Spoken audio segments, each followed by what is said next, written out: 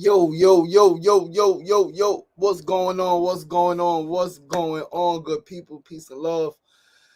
Peace and love, peace and love, peace and love. Happy, happy, happy Tuesday. Happy, truthful, and tenacious Tuesday. Happy Tuesday. Peace and love, peace and love, peace and love.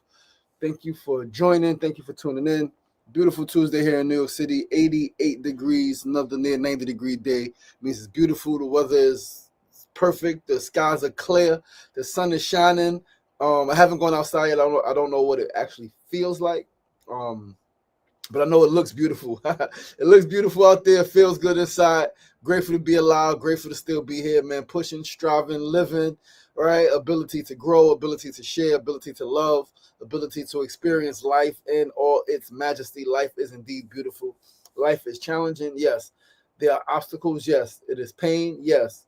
But underneath all of that, before all of that, above all of that, is beauty, is joy, is love, is peace, is freedom, is truth, is justice, is happiness, right? It's family, it's unity, it's community, it's laughter, right? It's children playing, right? It's adults reading and being comfortable while they lay back in the park on a blanket. All of that stuff happens in life. Life is not all bad. It is not all bad. I don't care what you say. I don't care how bad it is. And I do care because it can be real rough. It can get real freaking tough. I understand, but it's not all bad because even in the toughest experiences, the fact that you are alive, the fact that you have breath, the fact that you can feel whether it's physical pain or emotional pain, mental anguish, the fact that you can identify, the fact that you can express, right? And even if you feel like you can't express in a healthy way, the fact that you are alive to experience that thing, whatever it is, that in itself is a blessing. That in itself is a gift. Please don't forget. Don't forget the gift. Don't forget the blessing. Don't forget the beauty of life itself. Don't forget that shit. Don't get so caught up. Don't get so inundated with the pain, with the sorrow, with the agony, with the grief. Don't get so bogged down by the fucking grief that you forget that life is also beautiful. I promise you it is. As someone, your brother, right? As someone who has and continues to experience grief that sometimes seems insurmountable, right? Losing my dad at 11 years old, seemingly insurmountable. Older sister, 14, seemingly insurmountable. Prison, right? Being shot in that beef, drama with my mama, seemed insurmountable, all of it. Transforming my life. That was, god damn, I was the same way for a long time, doing the same things for a long time. And to make a conscious decision to change my life, to preserve my life, essentially. I changed my life to preserve my life. I changed my life to save my life. It was no doubt about it that the way I was living, if I would have kept living that way, I would have been killed in a couple of short years, maybe a couple of months, a couple of days. Who knew what was around that corner? But I knew it wasn't nothing good, huh? I knew nothing good was around that corner. So whether it was 6 months later, 6 years later, if I would have continued living that life, there's no doubt in my mind. The way I operate, the way I think, I would have been killed. All right. And so, all right, it's not all bad. Trust me. All right. But what's going on? What's going on? Google World, my brother, what's the deal? What's the deal? Miss E with a Z. What's going on, my sister? DNA 718. What's going on? Peace and love. Kong Show on TV. What's going on? Test 2 Collective. What's going on? Peace and love. Peace and love. Thank you all for tuning in. Mona Love, baby girl, peace and love. Thank you for tuning in. Thank you for tuning in. We're going to get the show started. We're going to hit the share button. Let's share this live with 5 to 10 of our people who may be interested in tuning in. Don't keep the good content to yourself. Please, please do hit that share button. Spread the love. Spread the love. Don't keep it to yourself. Don't keep it tucked away. Don't keep it for a rainy day. Let somebody else know that you are tuned into SRDaily with Sugar Ray in the morning. Let somebody know. Spread the word. Say, yo, tune in to SRDaily. Mondays through Fridays, 9 a.m. to 9:30 a.m. Tell a friend to tell a friend. You know what I mean? We doing this thing, man. We doing this thing for us. We doing this thing because we need more positive media. We need more truthful media. We need more media that is either unbiased or biased towards the good things, right? Biased towards the positive. And so that's what we're striving to bring each and every day here on SRDaily. And so we hit the share button. I shared it with a bunch of folks. on IG. We're going to get the show started. Once again, guys, I am your boy, your host, LaShawn Sugary Marston. You're tuned into SRDaily, episode 430. 430 episodes in. That means we are just 70 episodes away from our next milestone, episode 500. And I say it a lot, and I'm going to say it again. At some point, we're going to get this thing together. At some point, we're going to have a team. At some point, we're going to have a producer. And we're going to have some help with this thing, right? And when we get some help with this thing, that's when it's going to take off, right? So that's going to come in due time. Don't know when it's going to happen. Don't know how it's going to happen, but I know that it's going to happen. Why? Because I'm not going to stop. And in order to really grow, we need that. We need that. We need a producer, associate producer, co-producer. I need someone to help do this thing, right? Some things we want to figure out, some things we want to get done a different way. We want to start building a game show into the show. All right, we got the game show, Know Your Stuff game show. We're going to start building that into the show regularly. All right, we did it once at the 300th episode at Ben & Jerry's in New Jersey. It was in person. It was live. It was a good vibe, a lot of fun. Episode 400, fractured my ankle, so I couldn't do what I was supposed to do, all right, at a venue. I was supposed to do it then, but we're going to keep it pushing, guys. But let's start the show with our first segment of the day. Today's first segment is a phrase of the day. Today's phrase is very, very, very, very simple. Get up, stand up for your rights. It is a song. It is from a song. It is a motto. It is a philosophy. It is a thought process. It is a fucking phrase and a quote. Get up, stand up for your rights. Yes, please get up and stand up for your fucking rights. Like, god damn. I like to often say that bad and evil exist, right? Bad things, evil things, if you want to call it those, they exist, and they will always do what they're supposed to do. Always. They're supposed to cause havoc. They're supposed to instill fear. They're supposed to, good and evil, bad and evil, those things are supposed to happen when bad and evil is present. To me, that's not the problem, because opposite ends of the same spectrum, right? Is extreme positive exists, the opposite exists. That's not a problem that it exists. The problem is how long it exists and how it persists, because people are afraid.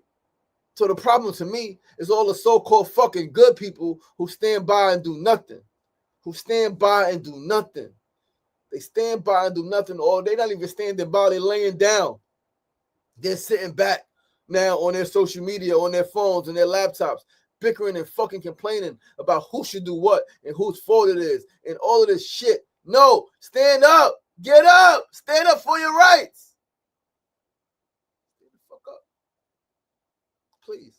Right? Like, your people depend on it. Your children depend on it. Your nephews, your nieces, your grandchildren, your parents. Get up, stand the fuck up. Stand up for your fucking rights. Like, where are the warriors, the rebels, right? The fighters? Where are they? Everybody is not an intellectual. Everybody's not a scholar. Everybody's not an educator. Everybody doesn't need to, right? But such is life, right? We're in the information age. We're in the era of social media, and everybody's a social media person, and nobody wants to be warriors anymore. And it's like, goddamn.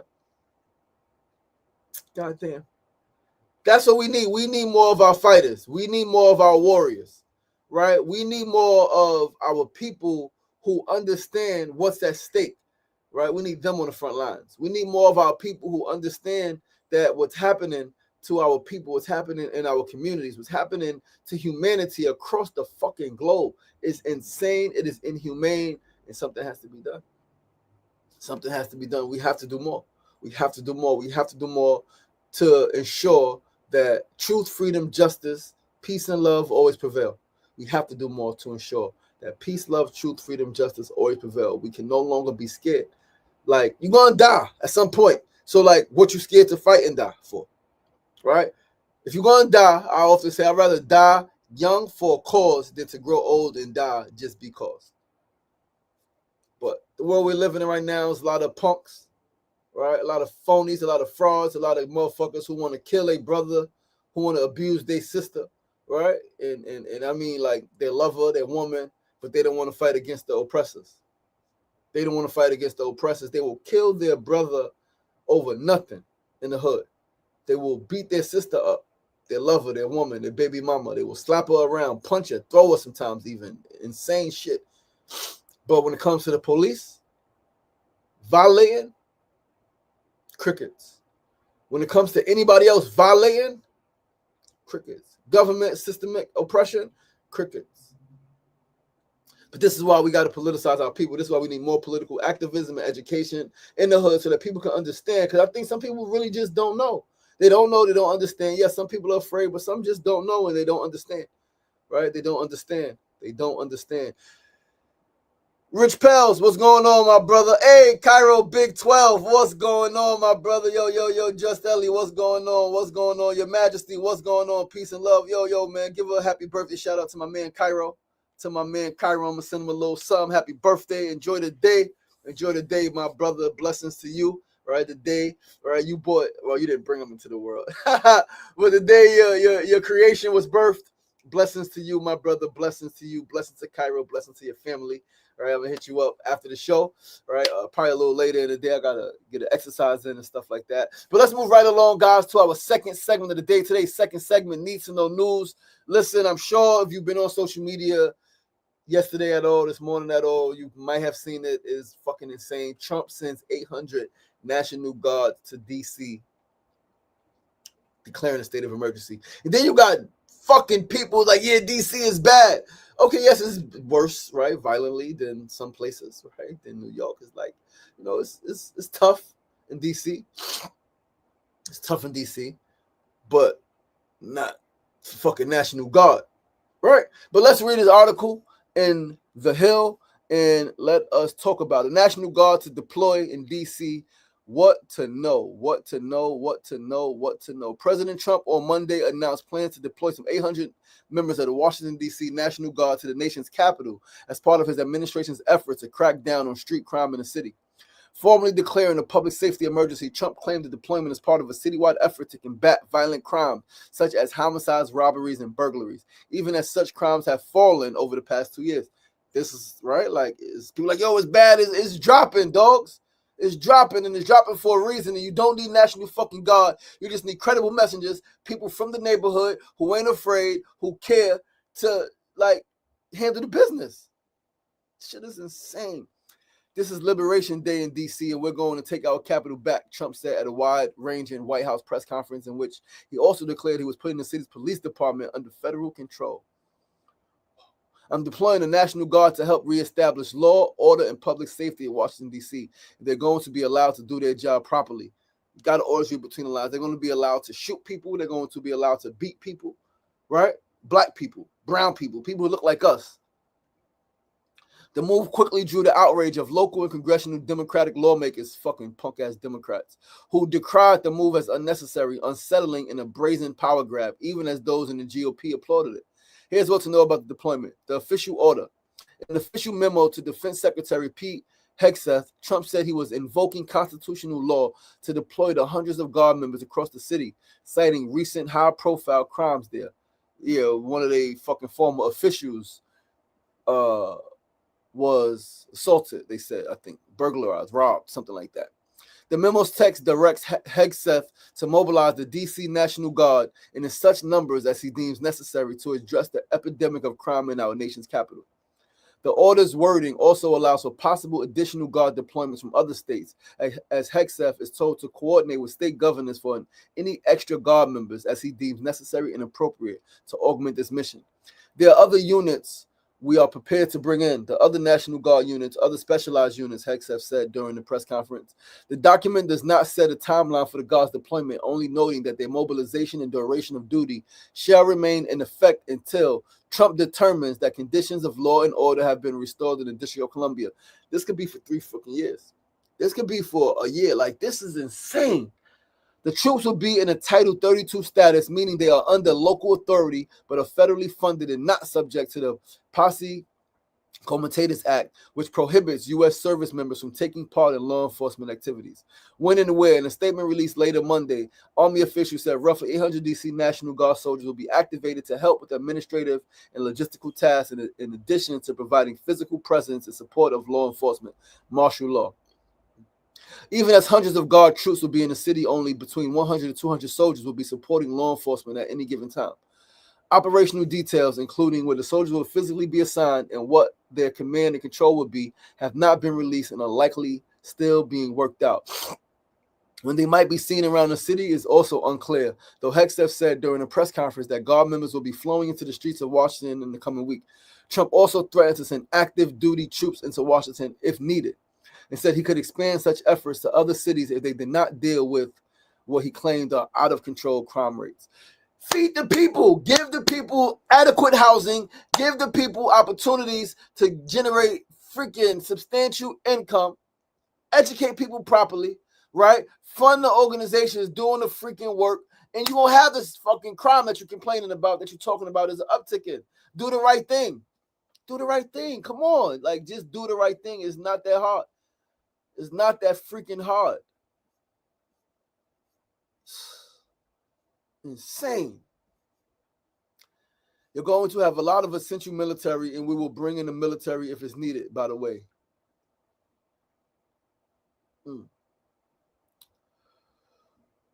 This is the president that either we voted for, right? Because either you voted for him, you didn't vote, right? You voted for the other person. However, this is our president. Say what the fuck you want, regardless of how it happened, right? And it happened because he was even able to run for president. The fact that he was even able to run for president is a stain against us, the people. How the fuck do we allow this shit? How? He should have never been able to run. He should have never been able to run. Yo, Simon, what's going on? Simon, peace and love. Thank you for tuning in, good brother. Thank you for tuning in. Yeah, he should have never been able to run. That's us, guys. That's us. That's us not being as politically engaged and active as we should be. We need to be, all of us who are able-bodied, able-minded adults. I know we're parents. I know we're juggling a lot. I know that life is tough. So it's not easy. But that's why you need a lot of people, because you have a lot of people. It makes everyone's job easier, because person can show up for these 2-3 hours, 4 hours, 6 hours to help organize something, right? They can go back with their family. They can go back to their work. They can go back to the other things. But like, this is a state of fucking emergency, guys. Like, we gotta do more. We gotta do better. We gotta be more active. We gotta be more engaged. We cannot keep allowing the government to do whatever the fuck they want. The president, the governor, the mayor, no matter who it is. We are the people. Power to the people. All power to the people. We are the people. Like, come on. And it's more to read in this article, guys, but you get the point, right? They just go on to talk about what he did in the past, right? 4,000 California National Guard, 700 Marines, right? And to enforce activities, law enforcement stuff in June, right? Yeah, Trump is a terrible person. He's a terrible president. Some people like him because they say he gives them money, right? You know, he funds small businesses and things like that. So this is how I know that the world is fucked, because there people really don't care about people. Now, I understand that there is a time when the majority of the people are completely wrong, and you got to go the other way because you know that it's the right way to go, right? If 100 million people are saying, yo, we're going to go jump off the roof, you can say, nah, right? If 100 million people are saying, yo, we need to be part of this religion, and you know that some stuff, you be like, nah.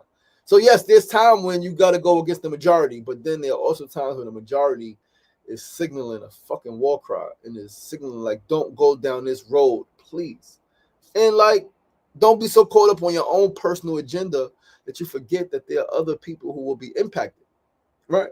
Don't get so caught up. And that's what happens with, I think, a lot of brothers and sisters who say they vote for Trump. They caught up with their own personal agenda, right? And what they think should happen and want to happen. They're more concerned with that than they are with, right, everybody else and what happens to everybody. But let's move right along, guys, to our third segment of the day. Peace and love, brother said full peace and love. Our third segment of the day.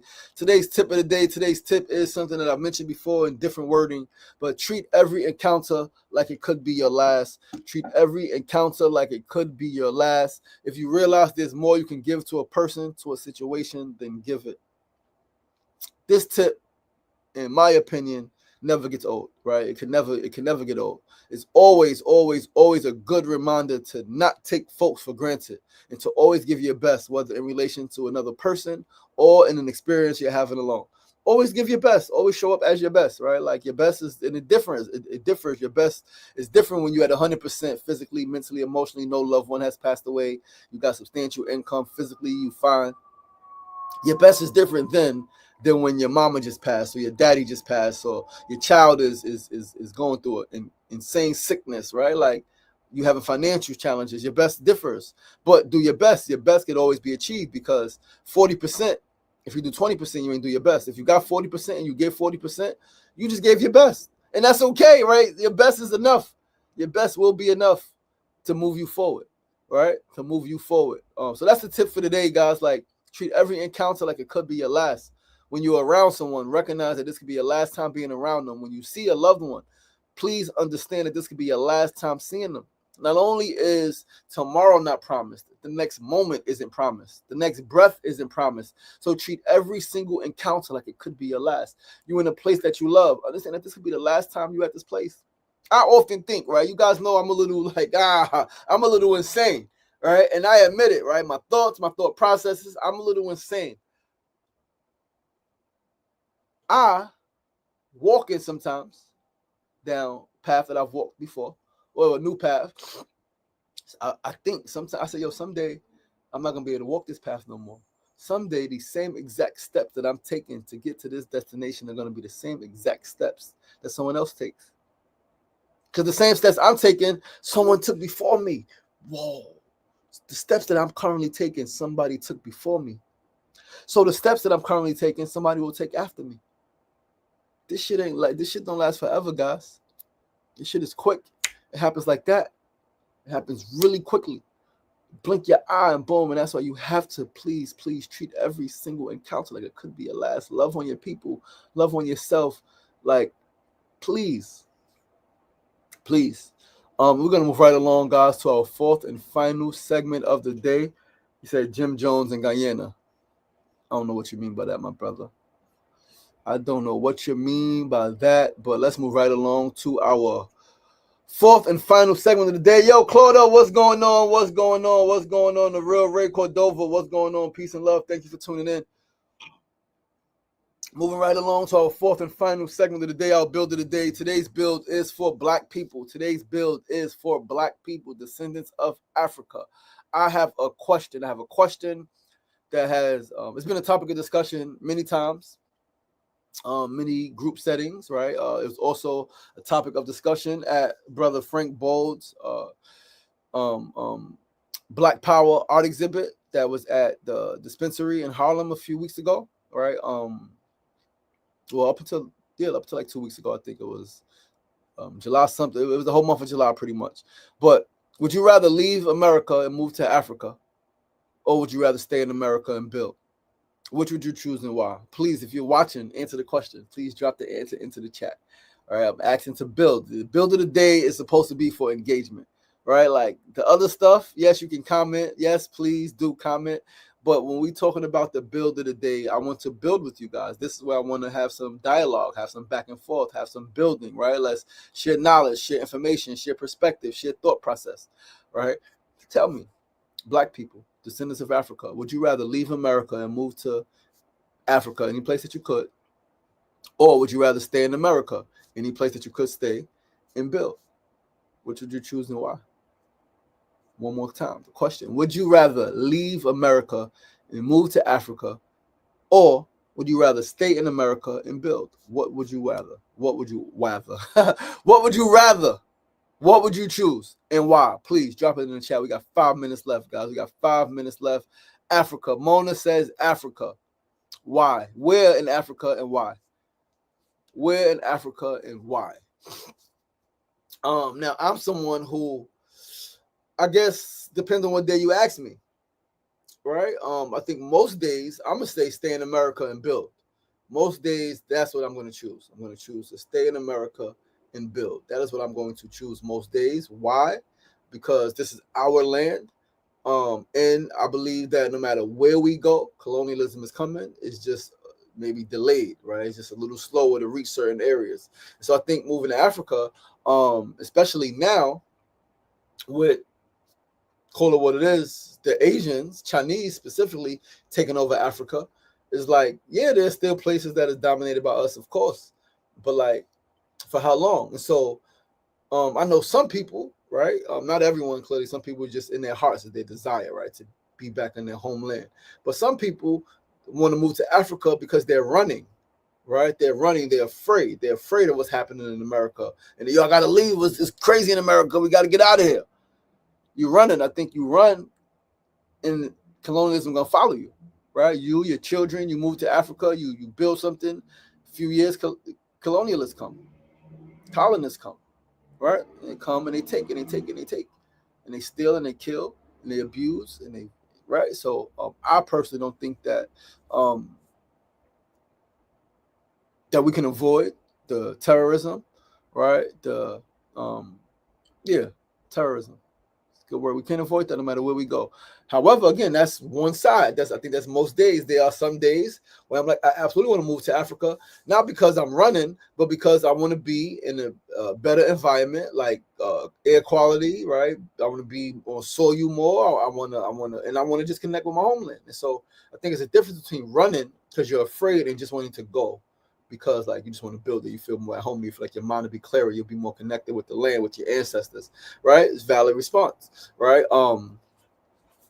So yeah, if you could tell me why. Mona said, as of today, Ghana. I would love to experience what it feels like. I hear that it feels like home, and I'm with you, my love. I also, if I'm gonna move to Africa, I think right now it will be Ghana. Right, I have a strong connection to Ghana. I've always loved the Akon chiefs, priest, right? And then once I met some folks from Ghana, right, specifically my brother Nana Yao Kimadi Deni Zulu, it was like, yo, whoa, like he Akon chief. And then I met a few others, and I became friends on social media with some folks from Ghana, right? And it was like, yeah, this is a beautiful place, beautiful arts, beautiful culture. So if it's a place, it will probably be Ghana. Nigeria, right? Definitely East Uganda, right? Yeah, but yeah, good question. Fool, what's your answer, brother? Hard question. That's not a response, my brother. I know you may be busy, tied up, doing your thing, but if you can, drop the answer in the chat before we get out of there. Before we end the show today, where would you move and why? You going to Africa? You staying in America? Why, my brother? Wide? Because she said God. Mona said God, and I said wide. My godparents are there. Absolutely, they are. Blessings to them, blessings to you, and blessings to your family, and all of the good stuff. But yeah, that is the build of the day, guys. All right.